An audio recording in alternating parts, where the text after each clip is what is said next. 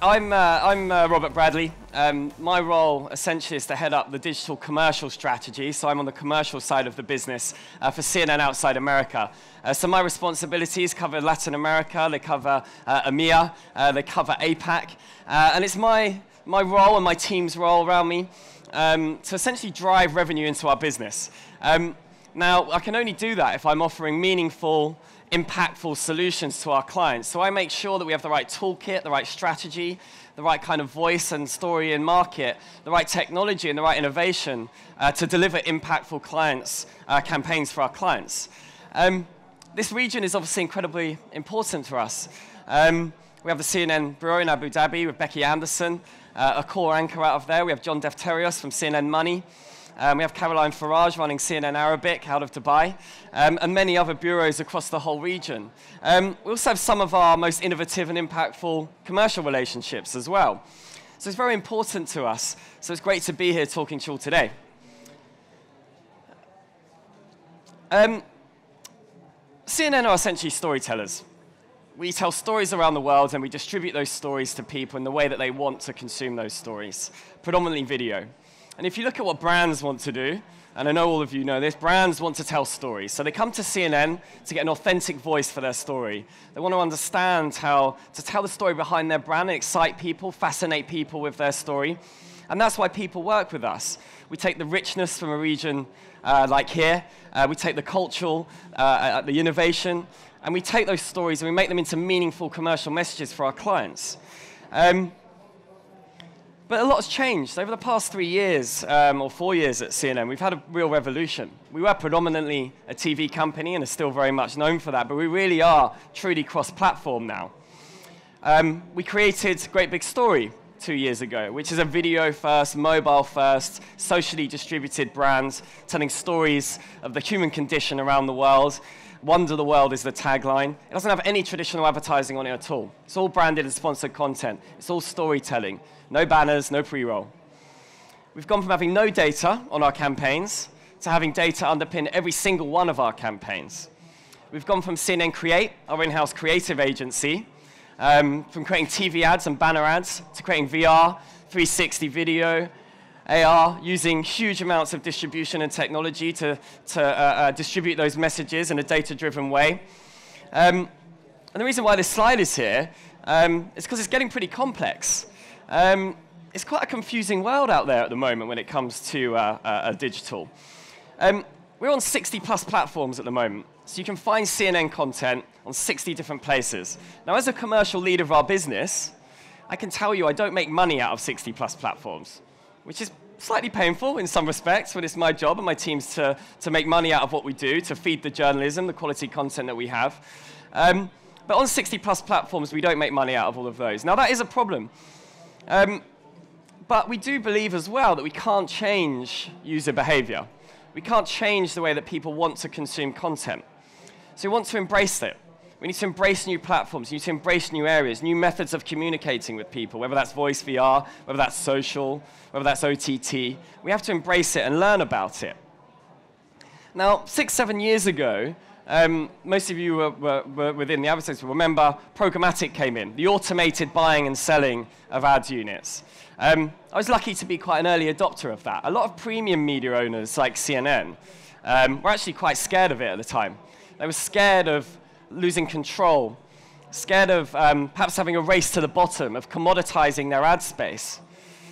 But I truly believed that by embracing it, we would learn about it, because we couldn't stop the automation within the ad industry, and make it work for us, which is a really key message to you all today. Embrace the new things and make it work to you. Learn about it, take the good bits from it, and make it work for you. Now, within programmatic, by automating the selling of the standard, the selling of the banners, the traditional, it meant we could do what humans do best. And humans do best is creativity. You will hear about Elon Musk and Mark Zuckerberg and these people around the world, these leaders. They talk about the jobs of the future, and they're linked to human creativity. They're linked to using our brain, the things that the machines can't do. So when you look at what CNN does now, we don't sell banners, we don't sell pre-rolls. We do, but we try and automate it as much as possible. But really, we're out selling stories. We're out selling visual stories of brands and companies around the world, and using that quality essence of what CNN represents, that premium essence of what CNN represents, to work with our commercial partners to deliver quality messages. But this complexity does mean that all of our careers are very different than what they were before. I'm essentially a salesperson, but I'm here talking about data, VR, AR, automation. I'm going to talk about 3D printing in a minute. That's exciting. I think there's never been a more exciting time in this industry. Yes, it's disrupted. Yes, it's changing. Yes, there's problems, very well documented problems, but it is really exciting. But essentially, it's really important that we need to embrace these new things, even when they're challenging, even when we don't make money out of a new platform. We want to be there. We want to get our brand. We want to get our message there. We want to understand it. We want to make it work for us and work for our audience, because ultimately we're here to serve our audience. And when I'm talking about this, I really do try and think, not just within the media industry.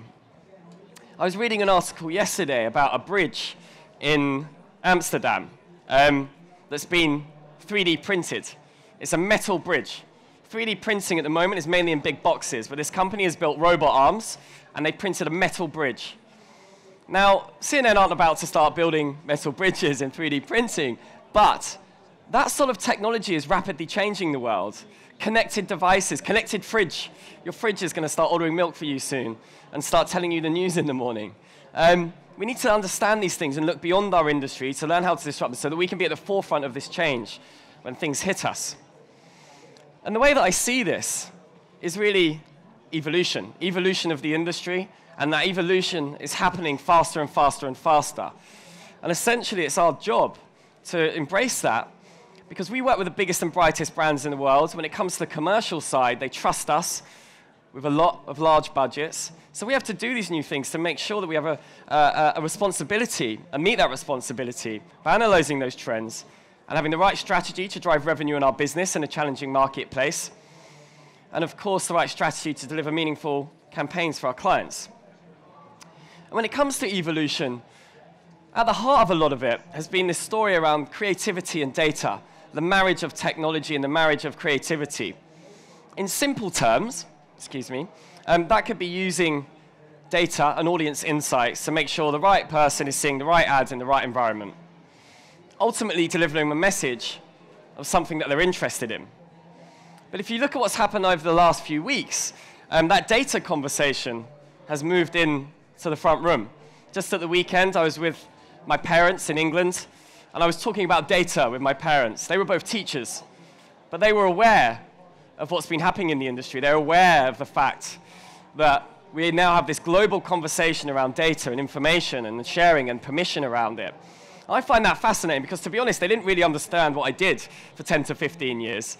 And now it's in mainstream media, in the front page of headlines, it's on TV, on BBC, on CNN, it's everywhere. So, you know, this conversation is a very important one. Much of it is focused on the negative, of which there's plenty, and I'm not going to focus on that today. However, when you use data in the right way, with permission, it really should enhance everyone's user experience of the internet. Data should enhance things. It shouldn't make things worse. It shouldn't cause problems. It should make things better.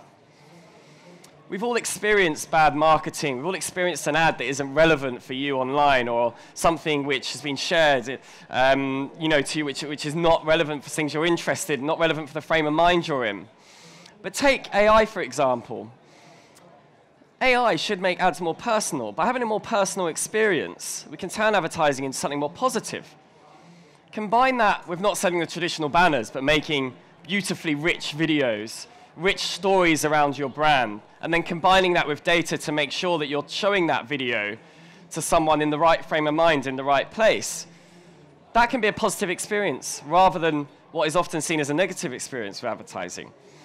But AI and ad technology and machine learning is all about finding patterns. And if you look at what advertising is about, it's about finding patterns. It's about finding patterns in people's behavior, what people are interested in, and marketing to them at the right point, in the right time, and trying to do it in a way that's impactful and is good for them and good for the advertiser.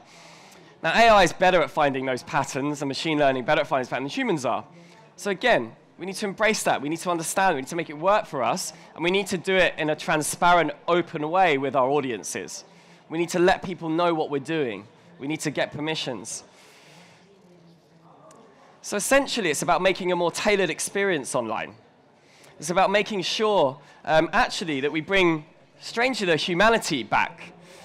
When people talk about data, and data is sold in a media room to an agency or to an advertiser, we often forget to humanize it. And this is something really key. When we're talking about data in this industry, we're talking about people. And I think we need to remember that. And some of the problems that have arisen is because we've forgot to humanize it. We have a product called CNN AIM at CNN. It stands for Audience Insight Measurement, targeting the right people, giving insight to the brand, then measuring the success of it. We could talk about these are the people that have read 3 articles over this time period. They are in these data sets, and this is their demographics. But we don't. If it's a business traveler audience, we talk about these are the people that have exhibited behaviors that suggest they're flying around the world in business class. They like expensive luggage. They're people that are in boardrooms making decisions for their company. Behind that is data, allowing us to understand these are the people that exhibit these behaviors. But when we're talking about them, we're talking about people, and that humanizing is really important. Essentially, the whole goal is being relevant. The whole goal is making sure that you're using data to give relevant ads, a relevant user experience, and enhancing someone's experience around advertising. One of the more exciting areas that we're involved in at the moment is around geography. So when you think about innovation, essentially, geo-targeting has been around for a while. In its most simple form, it's you walk past the Starbucks, and Starbucks ping you a text message saying, come and get a free cappuccino if you buy cake. Pretty cool if you like cake and cappuccinos. Could be in a sports stadium where you're getting an advert relevant for you while you're in that stadium.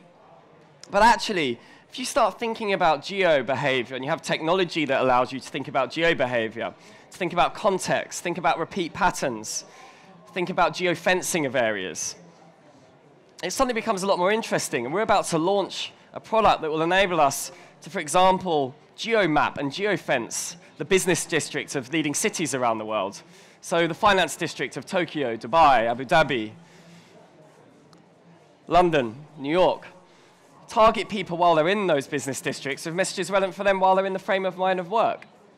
Take people when they're traveling between airports around the world, people that fly between London and Dubai a lot. Serve them messages that are relevant for them while they're on that trip. Or use that user behavior, and marry it with the fact you know they work in finance, and serve them ads that are relevant to them. So geo, I think, is something really exciting, and I think the whole industry should start thinking about.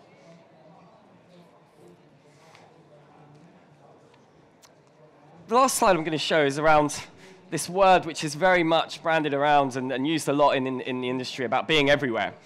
But being everywhere, as I've said earlier, 60+ platforms is incredibly complex. It's really hard. It's hard to be there with the resources, the technologies, the skill sets. We've really got to try and do it. And at CNN, we kind of see it as our job of simplifying it. Simplifying it for our users, giving them information, how they want it, where they want it, and simplifying it for our advertisers. We have a new brand launching called CNN Reach, which I'm going to show a video in a moment. And it's all about getting the feedback of data and using all of these platforms. Taking information about maybe, I'll give an example. An airline was advertising with us into America recently. They were targeting business travelers, and they were targeting young couples. But actually, the people consuming the content turned out to be families, and families interested in traveling to this destination. We took that information, we build a new video based off that data, and we push it out. And then we learn what's happening there, and maybe we're going to change the video again. So you're using data to inform the creative process. But then you're also trying to do it in all of these platforms. That's where the tricky bit comes in. So I'm going to show you a video which explains how we do that at CNN. Across the digital ecosystem, we are constantly consuming news, videos, photos, on the move, not on the move. In today's complex world of digital platforms, it's important to hit the right target at the right time with the right impact. And CNN Reach offers the solution. Reach takes advantage of what we do best for your brand. We tell stories. And we know how to share your story to the right audience, no matter where they are or what platform they're on. Using advanced data-driven analysis, CNN Reach targets and defines your audience, whether it's within our environment or theirs. By knowing more about the type of content your audience wants to receive, and using our unique size and scale, we are able to encourage meaningful brand connections across the full ecosystem. With our extensive host of creative, CNN Reach can guide your audience towards your target, using first-party data on Turner Brands, social media, and other premium publishers. By constantly analyzing, informing you on what's working, and uncovering unique insights into your brand audience, CNN Reach provides you real business data for real business decisions. If you want your audience to grow, why not give them more of what they want? So, thank you very much for listening.